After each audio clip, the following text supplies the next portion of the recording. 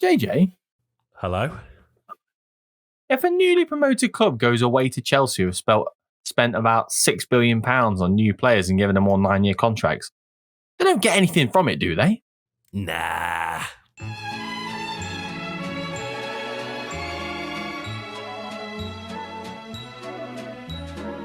Hello and welcome to the Mr. Olympic podcast. As usual, my name is Jacob Staten, and as usual, I'm joined by JJ Armstrong.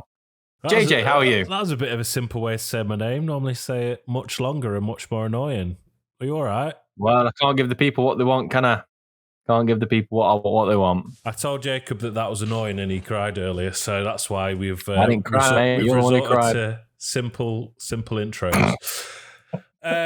I'm good. How are you, Jacob? Are you all right? Have you recovered yet? I'm very well, mate. Thank you. I've had. I think it's been a pretty good weekend of football, hasn't it? Really. We're recording this. It's 8:30 on Sunday, the 14th of May. So Arsenal have just bottled the title race, which is interesting ahead of our game next week. Notts County obviously got promoted yesterday. I think they were a bit fortunate on the day. Joshua, how about you? Yes, very fortunate. Very fortunate over the course of the whole first leg or only leg, and then this. They left it late, then they left it late, and then they left it late, and nearly bottled it with a horrendous Panenka from Mr. Bostock, who used to play for us. But I guess it's a good thing for the city that they've gone up. Fine, who cares? I mean, it's a bad thing for Operation Car Park, but true. I think their two equalisers were very lucky. They did finish 23 points ahead of Chesterfield, so I don't think anyone can moan too much. But that's not the competition, is it? That's not the competition. So, I know there's been a lot of that, hasn't there, this week about Peterborough and Sheffield Wednesday as well. But, I think we're at the point now where everybody knew the rules were going in, didn't they? So, if you don't want to do playoffs, just go up automatically, I think. Obviously, we were burned a long, long time ago, weren't we, on the King Belly? Many a time. 8 and 9 points behind us and dumped us out. That was a fun time. Huddersfield finished above us last season, and we beat them in a final. So hey, the playoffs aren't for everyone, are they, Joshua? No, they're not for everyone. They're not. Derby County. Anyway, before we actually talk about the game, something important. We are currently, as we record this, on 696 subscribers. So we're nearly at 700. So if you do enjoy watching us, even if you hate watching us, hit that subscribe button on YouTube. And if you're a listener who doesn't watch, just head over to YouTube, type in Mr. Rolling Podcast and hit subscribe. You don't have to watch a video, just hit that subscribe button, because numbers mean everything, don't they? I mean, if you hate watching us, please don't subscribe. Watch something you enjoy. And then subscribe anyway. Yeah, just leave a hate comment or something. We can take it. We're used to it. Anyway, first things first. Then we start with with a nice bright sunny afternoon in West London, Chelsea, West London. Sure thing. Pardon me. A fantastic start to the game, JJ. A really, really positive start. We get an opening goal. We go into halftime 1-0 up.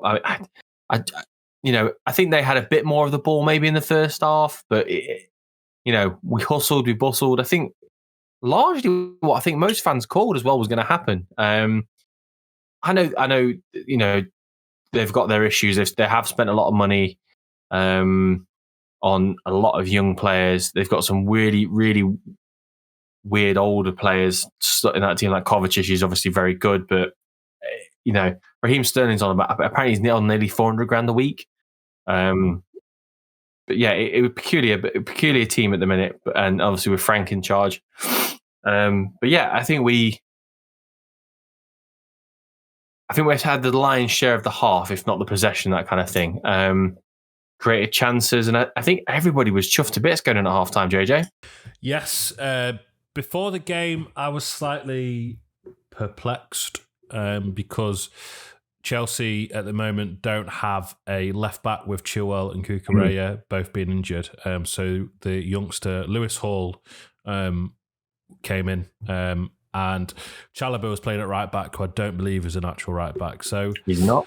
They've got a bit of a sort of makeshift back four against us on Saturday, and I thought this was prime off the back of one of his best performances in a while. Prime opportunity for Brennan Johnson to wreak havoc and get him behind and just get at the youngster, Mr. Hall. However, that's not how Steve Cooper elected to line up. He went for 5 at the back, dropped Johnson for Worrell. I wasn't, too bothered, really. I was perplexed, as you say, because I thought it was a great opportunity for Brennan Johnson. But, this system does seem to work away from home and has provided some positive performances. So before the game, I was like, interesting. I'll still take it. I still think it's a strong lineup. First half, I thought we were great. Yep. I don't think they really threatened too much, to be honest with you. There was a fantastic block by, I think it was Worrell in the first half, which was their only real chance of note. But I think we looked good. We looked confident. It looked like a competent and confident away performance for once, which was nice to see, which they've started to progressively get a bit better over the last few weeks. And I think this was maybe the culmination of all that. I feel like we're playing ourselves into form a bit. And Taiwo took his chance really well. Mendy should not have been that far out, but thankfully for us, he was. Fantastic tackle from Mangala to start the play. Yeah, really good. Lovely quick thinking from Danilo to find Lodi. Beautiful ball from deep from Lodi to find Taiwo. And great finish from Taiwo to learn from his similar chance against Brentford that he semi-bottled. So a massively positive goal. And at half-time, I just thought we are playing really well. I can't see Chelsea scoring here. This is ours here. We can take 3 points away from this. Yeah, I completely agree. I mean, I think it's nice to see that. It's nice to see that Taiwo clearly learned from the Brentford game, as you say, with his goal. Wonderful tackle by Mangala. I think going into half time, I think I had zero complaints and zero worries that Chelsea were going to get back into that game, which goes to show you football's a game of two halves, Joshua. Absolutely. They come out again. I don't really think they started the second half overly well. But their goal, Chelsea. Chelsea. Yeah. I'm not saying we started the second half as well as we played the first half, but I think it was still 50-50 up until the goal. I mean, I've let another look back at the goal. I thought at the time it was kind of, I don't want to say Mangala's fault, but so if you watch it back, when Chalobah from kind of right backish, did he play right back or did he play right centre back? Right back, yeah. Right back. So when he comes in from right back and Mangala's marking him and he plays like a 1-2, but Mangala doesn't follow him. Instead, he points for Niakate to track him. Niakate is doing his job correctly. So Mangala should have been there to kind of pressure the cutback that Chalobah did, which is a good cutback to Sterling. Sterling has a decent effort, which comes off. I want to say it comes off Yates and goes past Worrell, who might have blocked it on the line. It's one of those ones where it was avoidable. That was the disappointing thing about it. It wasn't necessarily a bad goal. It just felt somewhat avoidable. Definitely avoidable. Without being quite as late, it felt similar to Brentford, where we're in cruise control, going at half-time 1-0 up. The game's ours, game's in our hands. 3 points is huge, and then we just gift the opposition a goal. I mean, I just thought it was a bit naive. I'm not sure who's at fault, probably Mangala, but as a collective, I just think it was relatively sloppy to give them that. And I think the main thing from that is once you concede, we had the upper hand overall in the game, I think. Once we concede, don't do what we've done this year or this season and concede another one straight away. Get your foot in the game, and 7 minutes later, obviously, from 1-0 up to 2-1 down. That was more of I think that So we had a quick chat, didn't we, before we came on about that goal, and Felipe's a bit unlucky. He slips, doesn't he, as he tries to block the Sterling cutback. I think he's going to shoot. I think this one's just a good goal. It's a pet peeve of mine that there's a lot of people who watch football who struggle to accept that sometimes a goal can just be good and it's nobody's fault. I think this is one of those occasions where I think it's just a good goal, isn't it? Yeah, no less deflating. You watch it back, it is just a good goal. At the time, your first instinct is to point fingers. Just think, what on earth has gone wrong here for us to be 1-0 up in cruise control? Well, not cruise control, but, doing well, looking like the 3 points are ours, to being 2-1 down. And it was disappointing, it was deflating. I looked at the table when we were 1-0 up, which is probably the worst thing to do, because then you get your hope freshened up. It looked like we were safe, but no, it was just a good goal. And I think what we could have done is cowered away and just took the defeat, which we've been maybe guilty of a few times this season. But I think we showed great character to not give up and almost instantly reply with yet another calm and collected Taiwo finish, another near Karte chaotic long throw that just causes problems. How did he throw it that far without a wind up? There's some scientific explanation out there somewhere, but I don't think it's science. I think it's magic. It's silly. Yeah, because people listening, I am. I think it's fair to say quite a tall person. I'm 6'6". I have taken throw-ins. I cannot. It's not a tall person thing. I don't think. I think it's a. Like some people can just drum. You don't have to have any lessons. They can pick up 2 drumsticks and they can just do it. I think it's like that. It's like there's a natural knack to throw-ins. Well, it's mad when he throws the ball and then just does a snare roll before it. It's crazy, but it just defies humanity. It's just weird. It just doesn't make any sense to me. It's like archery. It's not even like that. Yeah. I always thought it was a bit of a cop-out for a team to be long throw merchants. Do not think that anymore. Give me more of that. Because since we've started utilising that, it's caused chaos. I think utilising it is one thing. Yeah. But playing for it the way that Stoke did. Can you remember? Yes. Stoke used it. Stoke used it with Rory Delap that much. The teams would kick the ball out for a corner rather than a throw-in. Yes. Yeah. And I think when you get to that point, you're not really playing football anymore, whereas we're using it as we've got a throw-in, should we put it in? That kind of thing. Yeah. It's another tool to the belt or whatever it's saying, as who knows. If you've got it, why wouldn't you use it? Yeah. And it just caused chaos because I'm sure you can do your research all day long, but you can't account for the ball doing that in a crowded area. It's the ball after, isn't it? It's such a slow descent, and then it bobbles, and then you just don't know where it's going. And Mangala did really well to loft the ball into the crowded area and find Taiwo, who Lewis Hall, I think it was in no man's land, played him on side. Great finish from Taiwo. And he gave about a 3 out of 10 celebration with a bit of a shaky fist, which for Taiwo is him going insane because he's really calm in his celebration. He had some Bible stuff on his shirt last week. Some Bible stuff, yeah. He's very calm. I want to see him go mental when he scores. I want to see him go crazy. But he just seems like a very calm, cool person. So I'm going to say here, and this is what I would like to get your opinion on. I tweeted this as well.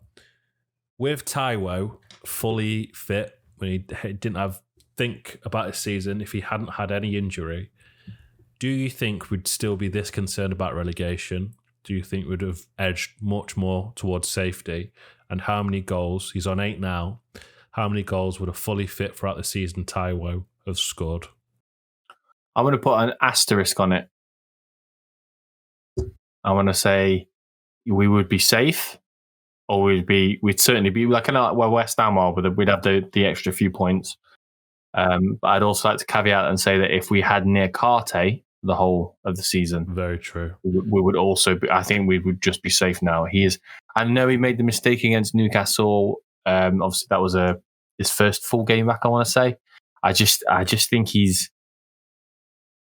puts so much effort in, and he's so big, he's so strong, he's so fast, he's so intelligent on the ball. He's just, I think you described him best, Joshua, in pre-season. You described him as a Rolls Royce of a defender. Yeah, and him and Felipe have already become a partnership, and it's peculiar because we've seen a number of partnerships this season. I think at centre back with, so there was Cook and McKenna, wasn't there? Yeah. Cook when he first McKenna and Worrell and Cook. Every permutation of those. Cook and McKenna, and then it was Worrell and Bolly in the cup, wasn't it? And then when we beat Tottenham 3-0 in the cup, that's when he brought them into the league. Then obviously, was it Bolly and McKenna both then got injured against Fulham away? Yeah. And Felipe and Worrell was the partnership, and it's just, I think that brief sentence there explains to you why we might have been a bit leaky and a bit lax in defending, because it's all chopped and changed so much in weird points of the season. But I think with Taiwo and with Niakate, we would be there or thereabouts already, if not already safe. And how many goals do you think he's on? 8 now? Which I think is a really good return. He's scored 4 in the last week, which is great. Yeah. I think that kind of 8 goal stat is a bit pumped up by the fact he has scored 4 in the last week, which, he deserved each and every one of them.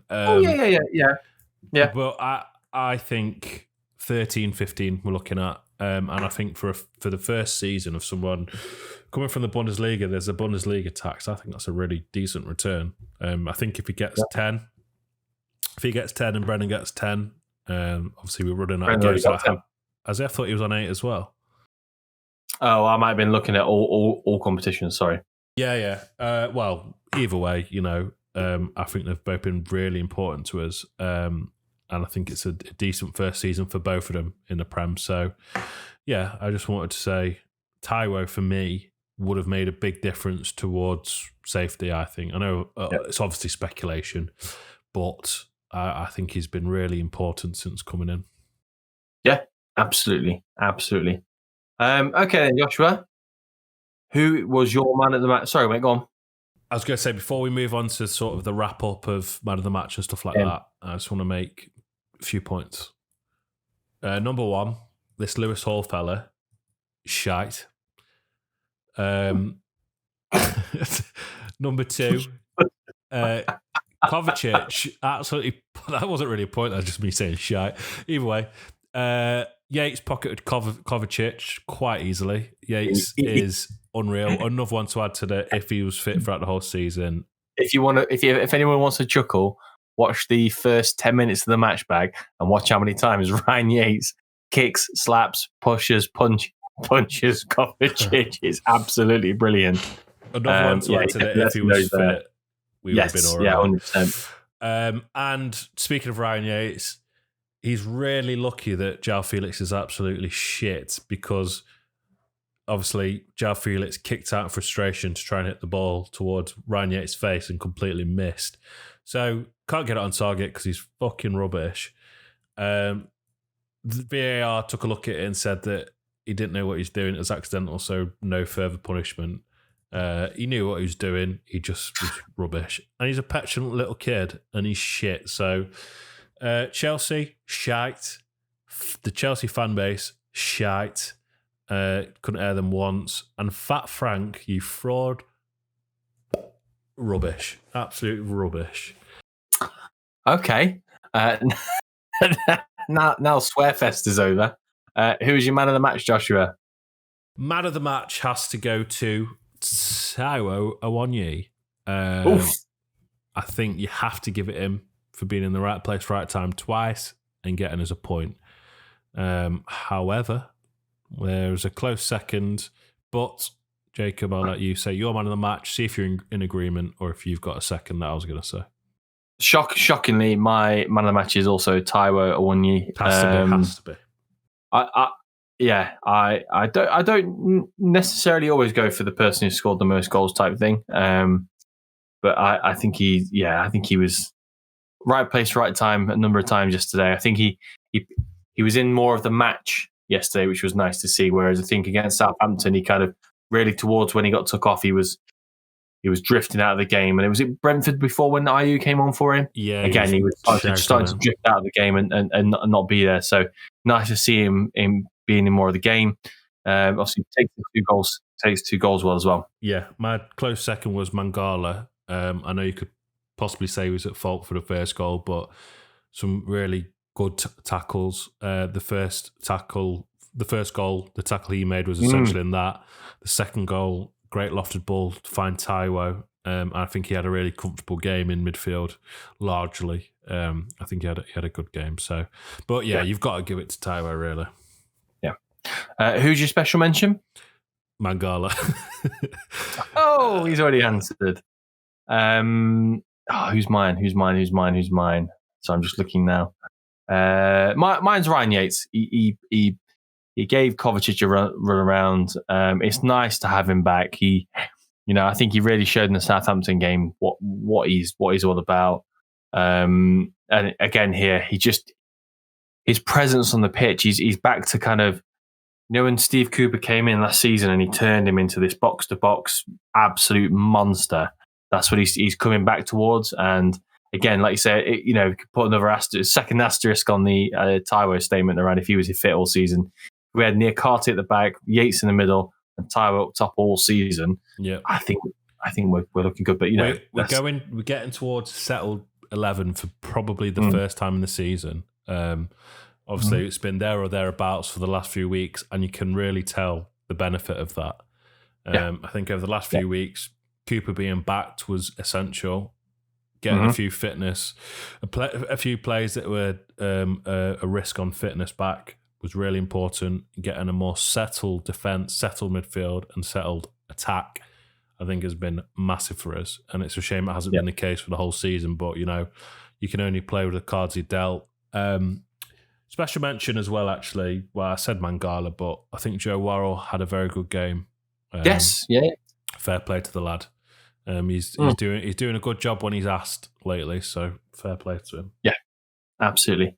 Right then, who would you drop for the Arsenal game if you have to drop somebody from the first 11? You can't say no one.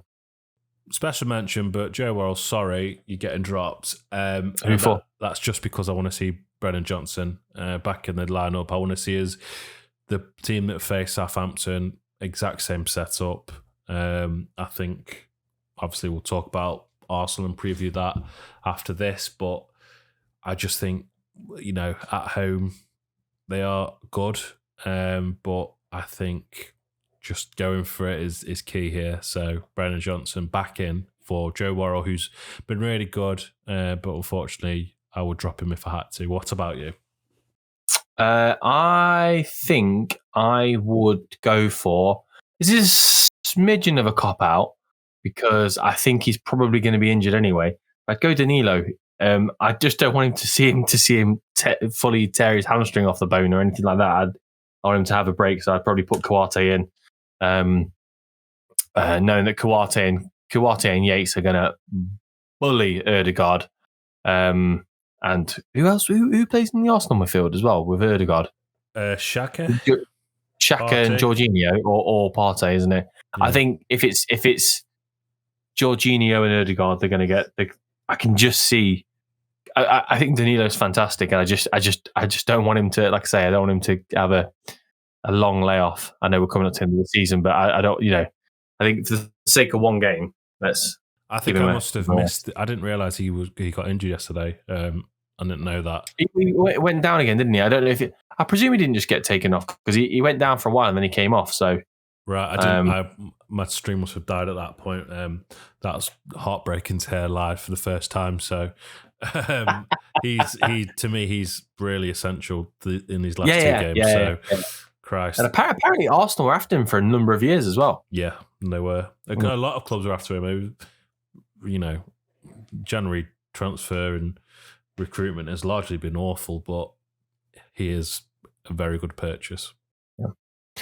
Awesome. Okay, so let's talk about our sponsor, Football Prizes.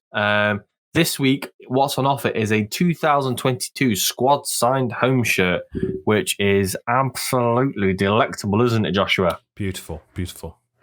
I wish we could enter, but obviously we can't enter because we're being sponsored by them. Is that true? I entered the Felipe one.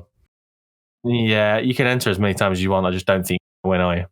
Oh, fuck. Well, sorry, I didn't know that. I entered it 4 times. Yeah, I don't think you can work for Camelot and enter the lottery, can you? So I need to check the terms and conditions on that one. I did enter 4 times. Check them out on Facebook, on Twitter, on Instagram, online. They do the Forest competitions run 19:30 GMT still, or is it BST? Whatever it is. 7:30 at night in the evening on a Thursday to 7:30 in the evening on a Thursday, and then the live draw is done on the evening on the Friday, the following Friday. One of our listeners actually took the prize the previous week, didn't they, Josh? Yes. Was it Nick Hemhill? Yes, Nick. Great lad. A long-time commenter. We do love him. He won the Ryan Yates shirt on the first time. So you've got to be in it to win it, and Nick was in it to win it and won. Unless you're JJ, you can be in it, but you can't win it. Yeah, apparently. I need to check the contract on that one. Get my people to look at that. Tora, look at this for me. Yeah, good luck. We'll put the link in the description on YouTube, and I'm sure we'll post on our socials as well. But and if you're a listener and you win, please let us know and give us the thing, give us the prize. Thank you. Yeah. It says anyway, when you enter, it says, "Where did you hear about us? Please do us a favor and write Miss Rolling In Pod. Cheers."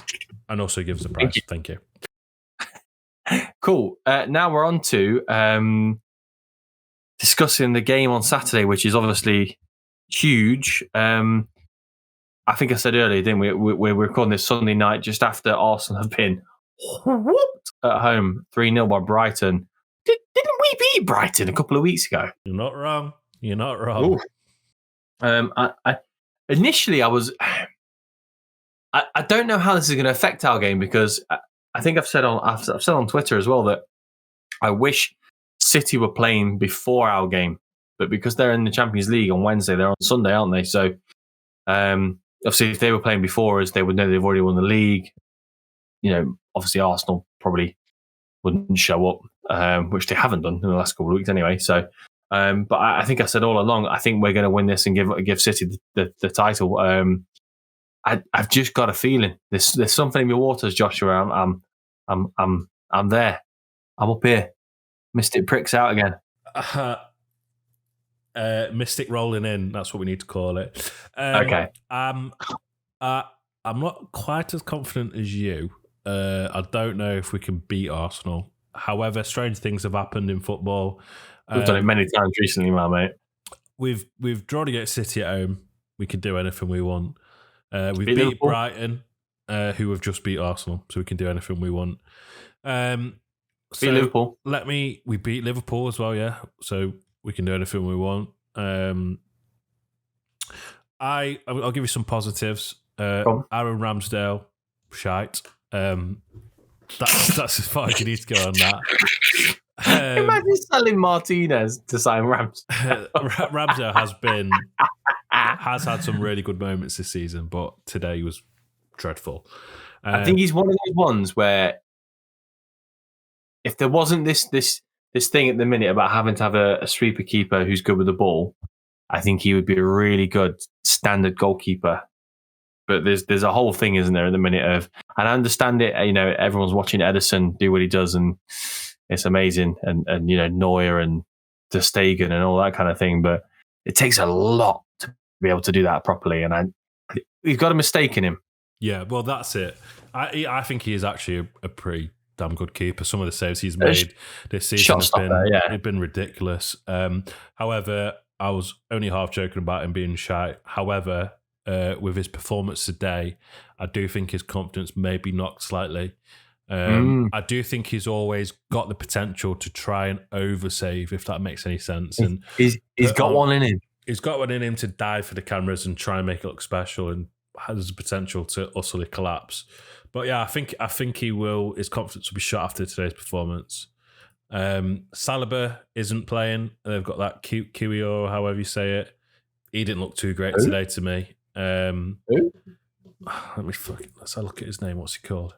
Jacob Kiwior. I don't know how you pronounce that, but he looked a bit naive today. I don't think he's great. Cheerio.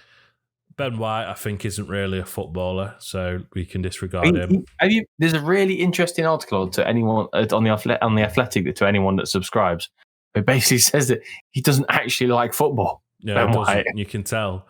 Their midfield of Odegaard, Jorginho, and Xhaka, I think, isn't the best. Odegaard is another level this season.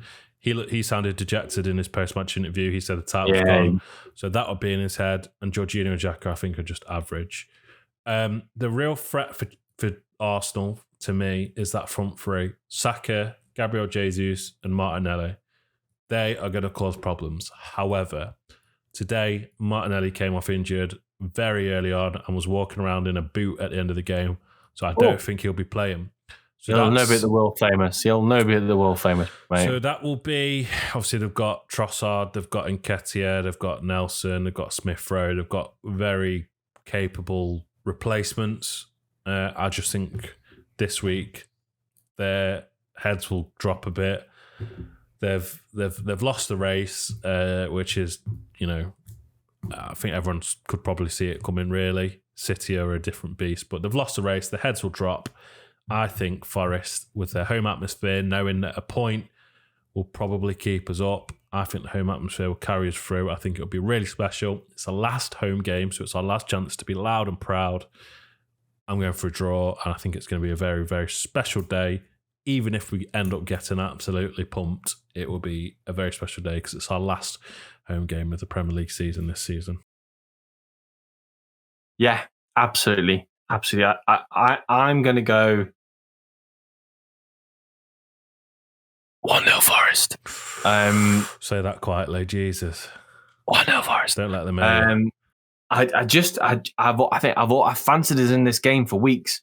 We always turn up against the bigger teams. I think the only one I can remember, I'm looking at the table as it was. City we drew at home. Newcastle, they only beat us in the last second with a weird penalty. United, fair enough. I think the second half they trounced us. I think. In fact, they still had. There was a lucky goal, the first goal, and then the second goal was very good. Liverpool we beat. Brighton we beat. Spurs we should have beat. That's still one of our best performances this season. Villa we drew 1-1. We should have won that. Brentford cheated us because I can't remember who it was who went for on goal, but he cheated us. VAR cheated us. Fulham at home we should have won that. That's the top 10. Chelsea at home we should have won that. Palace at home we won that. Wolves at home we should have won that. Bournemouth at home we should have won that. West Ham we did win that. Everton we should have won that. Leeds we didn't win that. Leicester we won that. Southampton we won that. It's almost like we're good at the City ground, Joshua. There's a common theme there, and that's home form. I think we can be as hopeful and confident as we want to be, really, because I think what have you got if not hope? But also, if we lose, it's Arsenal, the second in the league, who've pushed the champions-elect, greatest team in the league right now. Man City all the way. So I think if we lose, you expect to lose. You get anything, and it's a bonus. Nottingham Forest are staying up. 30 signings, mate. Yeah, I want to hear you score, Joshua. Before we go, you want to hear me score? I want to hear what score you think it'll be. Oh, remember, without hope, you have nothing. God, you're making me emotional. 1-1. I'm going for 1-1. I've given it the big of. What have you got if not hope? And I've gone for a draw. My wildest dreams have not even gone for a win. And what do you need? Jacob, score. Well, we sit here today. Today's the anniversary of beating Sheffield Wednesday away in the playoff semi-final first leg. This Wednesday will be the anniversary of us losing but winning on penalties in the championship playoff semi-final second leg. And I'm filled with that much joy, Joshua, that I'm going to stick with my earlier whispered score. I'm going to say it out loud. I'm going to say 1-0 Nottingham Forest. You know what? I would take it. I think if we get a point, I think that's it. I think we're done. The Leeds point did throw a spanner in the works. I'll admit. I wasn't expecting that. Very frustrating from Newcastle. However, I do think one more point does it for us. Leeds have got West Ham, haven't they, away on Sunday? That's partly worrying because West Ham are not great. And then Leicester have got Newcastle on the Monday, haven't they, away? Yes, Newcastle will want to win, seeing as Brighton won. I think Leicester are done. I don't think we need to really worry about them. They're playing Liverpool tomorrow. I want Liverpool to win. So that's a new one. But Leeds, I think we should be concerned about because they're playing West Ham, who are capable of being rubbish, and Spurs on the last day, who we all know are capable of being very Spursy. I think our only danger is Everton, if I'm being honest. Yeah, Everton are 2 winnable games. But, as long as Leeds and Leicester, obviously Southampton officially have confirmed relegation this game week, but as long as Leeds and Leicester are below us, that's all that matters. So I'm desperate for this not to go to the final game, but I think it will. But I'm hoping that, the next podcast is a great, shocking result at Arsenal, and we can say that Nottingham Forest are mathematically safe, and we don't need to worry about that last game. So, it's going to be nervy. It's going to be very, very nervy, I can tell you that. Yes. Before we go, we put out on Twitter earlier, didn't we, that we were recording tonight and we want some thoughts. We'll read them out. So before we go, Marcus Kane, that is at Marcus_Kane11, said Chelsea fans were silent the whole game. I think we were unlucky not to win, to be honest. Amazing performance from Wazza, Mangala and Taiwo. Ding, ding, ding. Absolutely agree. Joshua? As I said earlier, Chelsea shite. Taiwo got both for man of the match, and Wazza and Mangala got special mentions. So, Marcus, Warren as well from you. Could not agree more. Very good point. Sir Elliot, the subliminal psycho, says, if only Niakate was fit throughout the season, as those throws are a deadly weapon. Joe had his best game of the season yesterday. Fans were ace. Keep up the good work on the pod, gents. Bosh. Cheers. Sir Elliot, the subliminal psycho. You're not being subliminal. You're telling us it as it is. Thank you very much. Sir Elliot, the subliminal psycho. That's a great name. Thank you for the kind words on the podcast, and thank you for replying with a very, very good point. I thought, did you say who did you say had best game of the season? Worrell, yeah, I completely agree. I think we can be confident whether he comes in at right back or part of back three, or if someone gets injured, part of the back two, or even stick him in goal at this point. I think he'll do a job for us. So we do appreciate you, Joe Worrell. We do appreciate you.